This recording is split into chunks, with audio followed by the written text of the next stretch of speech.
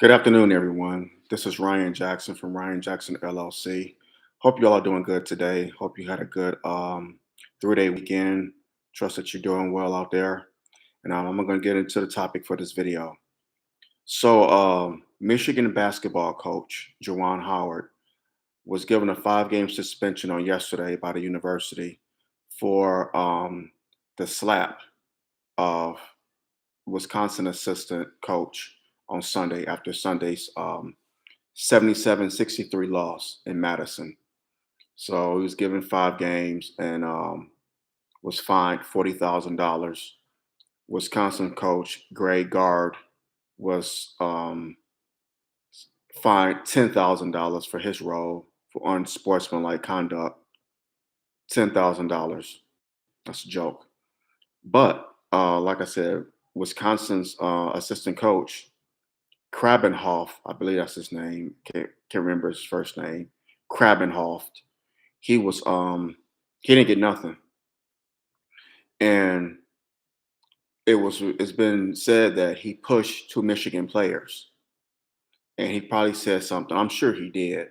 But then again, he didn't get anything. So he's the victim in this whole thing. And Greg Gard is the victim, but yet no one said anything about Greg Gard, excuse me, grabbing Juwan Howard's arm and pulling him toward him, trying to explain to him about why he called the timeout when they up 15 damn points, or him impeding his process, allowing this man to go into the locker room because it was obvious he wasn't trying to hear what you was going to say to him. He wasn't trying to hear that. So he wanted to go into the locker room. So just let him go. Why are you stopping him? Why are you grabbing at his arm? Why are you impeding his process, blocking his path? So that don't, I mean, come on. And 2 Michigan players, Diabate and Williams, were suspended 1 game each. They were suspended 1 game for throwing a punch. And a Wisconsin player was suspended 1 game as well for throwing a punch. But the stiffest penalty, of course, is on Juwan Howard because he slapped Krabenhoff, the assistant coach. And so, of course, he's going to get the stiffest penalty. And then, it was pushing and shoving, and they had to be separated. It's an unfortunate incident. It's an ugly incident. I'm thankful that no one was injured, that it didn't, you know, that it wasn't worse than what it could have become. I'm thankful for that because you could have been looking at people being fired, sent to the hospital, lawsuits, all sorts of things. So I'm just thankful that none of that took place. Howard apologized yesterday, and Phil Martelli, Michigan's assistant, he's going to be the coach for the remainder of the season. There's 5 games left, so for the remainder of the season. So Phil Martelli's a hell of a coach. He's been around a long time. Great basketball coach. He did a bang up job at St. Joe's in Philly. He's a Philly guy, so he has that Philly grittiness and toughness. Preach defense. He's a good coach, Phil Martelli. I never forget he took St. Joe's with Jameer Nelson. Y'all remember that? Jameer Nelson was point guard. He took them to the, I believe, the Final Four, if I'm not mistaken. Did they make the Final Four in 2004? Yeah, I think they did. I have to check my facts on that. But he took them far in the '04 tournament, in the '04 NCAA tournament. Never forget that. So yeah, he's a good basketball coach, hell of a coach. So Michigan will be all right. Diabate and Williams, they're gonna be out for a game, and then they're coming back.